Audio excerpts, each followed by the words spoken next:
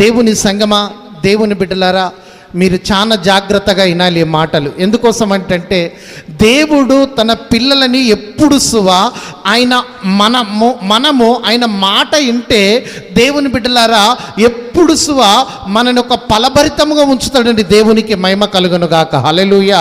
అక్కడ అంటాడు, నేను చెయ్యబోయేది అబ్రహాముకు దాసేదనా అంటాడు. దేవునికి మహిమ కలుగును గాక.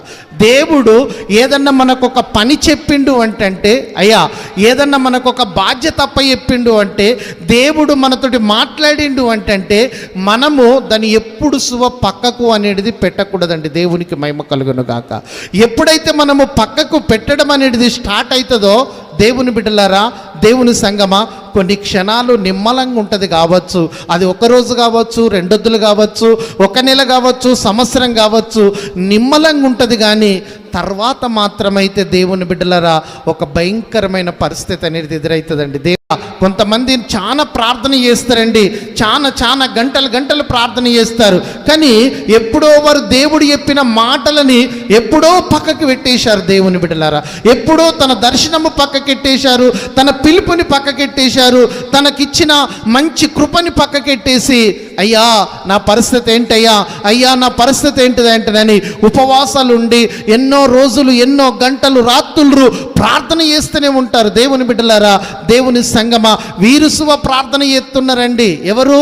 ఇక్కడ ఉన్న పడవ మీద ఉన్న వారి దేవతలకు ప్రార్థన చేస్తున్నారు. కానీ ఎందుకంటే దేవుడు చెప్పిన మాట యోనా ఏం చేశాడట? పక్కకు పెట్టాడట. ఎల్లుమన్నదేమో ఒక ప్రాంతానికి, వెళ్తున్నదేమో ఒక ప్రాంతానికి. అప్పుడు దేవుడు ఏం చేశాడట? భయంకరమైన పెను తుఫాన్ అనేది కలగజేశాడట. దేవునికి మహిమ కలుగును కాక. ఈ రోజుల్లో మందిరానికి వస్తున్నారు, వెళ్తున్నారు, క్రైస్తవ యాత్రని సాగిస్తున్నారు. దేవుని బిడ్డలారా, ప్రశాంతత లేదు, శాంతి లేదు. ఏ క్షణంలో ఏమి జరుగుతుందో అర్థం కాని పరిస్థితి, భార్యాభర్తల మధ్యలో సమాధానం లేని పరిస్థితి, కుటుంబంలో సమాధానం లేని పరిస్థితి, ఇవన్నీ జరుగుతున్నాయంటే దేవుని బిడ్డలారా, మనం ఒక్కసారి యోనా గ్రంథంలో ఈ మాటని మనం జ్ఞాపకం చేసుకోవాలా. ఎక్కడో ఒకసారి మనము, నీవు, నేను అందరం కలిసి ఈ తుఫానులు రేగుతున్నాయి కుటుంబంలో, ఈ భయంకరమైన కలవరం లేగుతుంది మన కుటుంబంలో అంటే మనము దేవుని మాటని ఎక్కడో ఒక దగ్గర మాట్లాడాలా, పక్కకు పెట్టిన వ్యక్తులుగా ఉన్నామేమో. దేవునికి మహిమ కలుగును గాక. హల్లెలూయా. ఎక్కడో ఒక దగ్గర పక్కకు పెట్టే వ్యక్తిగా ఉన్నామేమో. దేవుని బిడ్డలారా, దేవుని సంగమా, ఎందుకోసం అంటే దేవుని మాటని మనము ఎప్పుడైతే పక్కకెడతామో, దేవుని మాటని మనం ఎప్పుడైతే దాన్ని పట్టించుకోమో దేవుని బిడ్డలారా, దేవుడు ఏమనకపోవచ్చు. కానీ సమయము వచ్చినప్పుడు ఇక్కడ ఏం జరుగుతున్నదట? దరికాడ పక్కకెట్టేశాడు. ఎక్కడ? నిలివెయ్య ప్రాంతానికి వెళ్ళుమన్న దరి అనగా షిప్ ఎయిర్పోర్ట్. అది అక్కడ ఏం చేసిండు? నిలివెయ్య యొక్క ప్రాంతం యొక్క షిప్ ఎక్కక ఏ ప్రాంతం యొక్క షిప్ ఎక్కుతున్నాడండి? టర్సీస్కి వెళ్ళే షిప్ని ఎక్కుతున్నాడు. కేబు ఇచ్చి, అంటే డబ్బులు ఇచ్చి ఎక్కుతున్నాడు. దేవుని బిడ్డలారా, ఇది నడీ సముద్రంలోకి వచ్చిన తర్వాత పెను తుఫాన్ అనేది స్టార్ట్ అయింది. ఇప్పుడు అక్కడనే నేను ఫస్ట్ అన్నట్టుగా ఆ దరికాన్నే అప్పుడు పెను తుఫాన్ చాలా అయితే మనోడు మనసు ఎటువంటిదట? అయ్యో దేవుడు పెను తుఫాన్ చాలా చేసిండు, నేను అయ్యో ఒక ఓడ ఎక్క వాళ్ళకనే ఇట్లా అవుతుందేమో అంటే నేను మనసు మార్చుకునే రకం కాదు. అందులోకించి ఇంకో ఓడలకు పల్టీ కొడుతుండే. దేవునికి స్తోత్రం. ఒక ఓడ కదలకపోతే ఇంకో ఓడ, ఇంకొక ఓడ కదలకపోతే ఇంకొక ఓడ అని వేరే ఓడలకు పల్టీలు కొడుతుంటే కానీ మారు మనసు తన ఎక్కడ తప్పిపోతున్నాను అంటేనని తెలుసుకోకపోతుండే. దేవునికి మహిమ కలుగును గాక. ఇప్పుడు దేవుని బిడ్డలారా, ఎవడిని బట్టి కీడు మొదలైనది, ఎవడిని బట్టి యొక్క పెను తుఫాన్ వస్తున్నది అని చీటీ లేచినప్పుడు దేవుని బిడ్డలారా, దేవుని సంగమా, యోనా పేరు అనేది వెళ్తుందండి. దేవునికి మహిమ కలుగును గాక.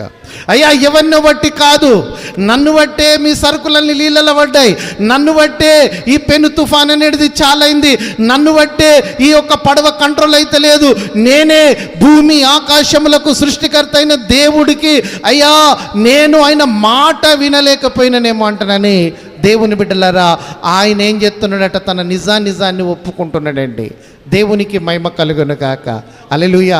ఈ పడవలో నేను ఎన్ని దినాలు ఉంటానో, ఎంతసేపు ఉంటానో, ఈ పడవ పరిస్థితి అంతేను. నన్ను తీసి ఎల్లెత్తేయమంటున్నాడు. అయ్యా, ఆ సముద్రంలో ఎత్తేయండి, మీ పడవ నిమ్మలమైపోతుంది అంటున్నాడు. దేవునికి మహిమ కలుగును గాక. దేవుని బిడ్డలారా, దేవుని సంగమా, నిజము ఒప్పుకున్న తర్వాత దేనికి భయపడాడండి మనిషి? ఒకసారి స్తోత్రం చెప్పుదామా? ఎంత అబద్ధాలు ఆడతామో, ఎన్నిసార్లు దేవుని మాటని పక్కకెడతామో, ఆత్మలో ఎప్పుడు కలవరమే ఉంటుందండి. హల్లెలూయా. అర్థమవుతుందా? ఇప్పుడు ఈయన నిజం ఒప్పుకున్నాడు. అయ్యా, నిజం ఒప్పుకున్నాడు. సముద్రానికి, ఆకాశానికి, అయ్యా, సృష్టికర్త అయిన దేవునికి, అయ్యా నేను దేవుని యందు భయభక్తులు గలవాణ్ణి, నన్ను తీసి దాంట్లో ఎత్తేయండి, సముద్రంలో ఎత్తేయండి అంటున్నాడు. ఎవరన్నా అంటారండి ఆ మాట? ఎప్పుడు అంటారండి? పశ్చాత్తాపడ్డ వ్యక్తినే. ఎప్పుడు అంటారండి ఆ మాట?